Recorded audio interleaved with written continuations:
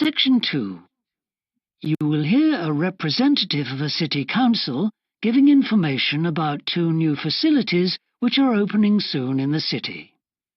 First, you have some time to look at questions 11 to 14.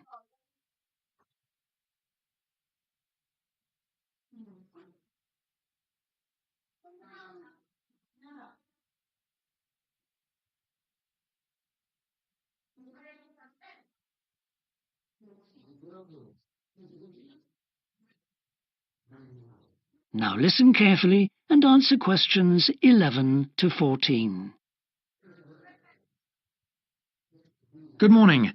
I'm very pleased to have this opportunity to say a little about 2 exciting new developments in the city: the Brackenside open-air swimming pool and the Children's Adventure Playground in Central Park. As many of you may know, the idea for these initiatives came from you, the public, in the extensive consultation exercise which the City Council conducted last year, and they have been realised using money from the SWRDC, the South West Regional Development Commission. First of all, Brackenside Pool. As many of the older members of the audience will remember, there used to be a wonderful open-air pool on the seafront 30 years ago, but it had to close when it was judged to be unsafe. For the design of this new heated pool, we were very happy to secure the talents of internationally renowned architect Ellen Wendon, who has managed to combine a charming 1930s design, which fits in so well with many of the other buildings in the area, with up-to-the-minute features such as a recycling system, the only one of its kind in the world, which enables seawater to be used in the pool. Now, there's been quite a bit of discussion in the local press about whether there would be enough room for the number of visitors we're hoping to attract, but the design is deceptive, and there have been rigorous checks about capacity. Also, just in case you were wondering, we're on schedule for a June the 15th opening date, and well within budget, a testimony to the excellent work of local contractors Hickman's. We hope that as many people as possible will be there on June the 15th. We have engaged award-winning actress Coral White to declare the pool open, and there'll be drinks and snacks available at the poolside. There'll also be a competition for the public to decide on the sculpture we plan to have at the entrance. You will decide which famous historical figure from the city we should have. Before you hear the rest of the talk, you have some time to look at questions 15 to 20.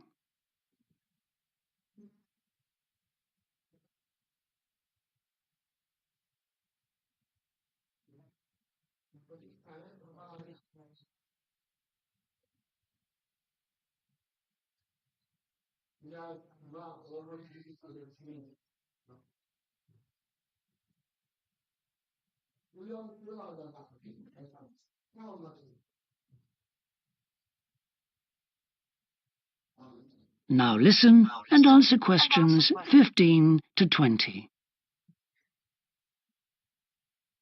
And now, moving on to the Central Park Playground, which we're pleased to announce has just won the Douglas Award for Safety. The news came through only last week. The unique design is based on the concept of the global village, with the playground being divided into 6 areas showing different parts of the world, each with a representative feature. For example, there is a section on Asia, and this is represented by rides and equipment in the shape of snakes, orangutans, tigers and so on, fauna native to the forests of the region. Moving south to the Antarctic, we couldn't run to an ice rink, I'm afraid, but opted instead for climbing blocks in the shape of mountains. I thought they could have had slides for the glaciers, but the designers did want to avoid being too literal. Then on to South America, and here the theme is El Dorado, games replicating the search for mines full of precious stones.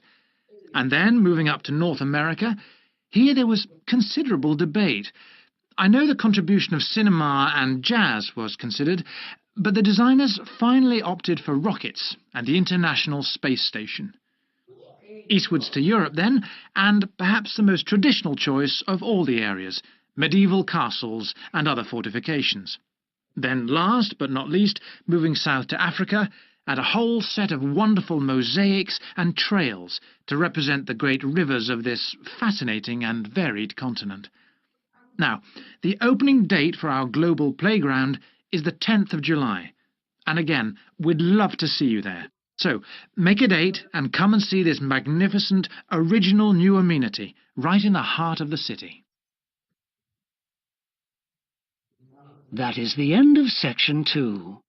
You now have half a minute to check your answers.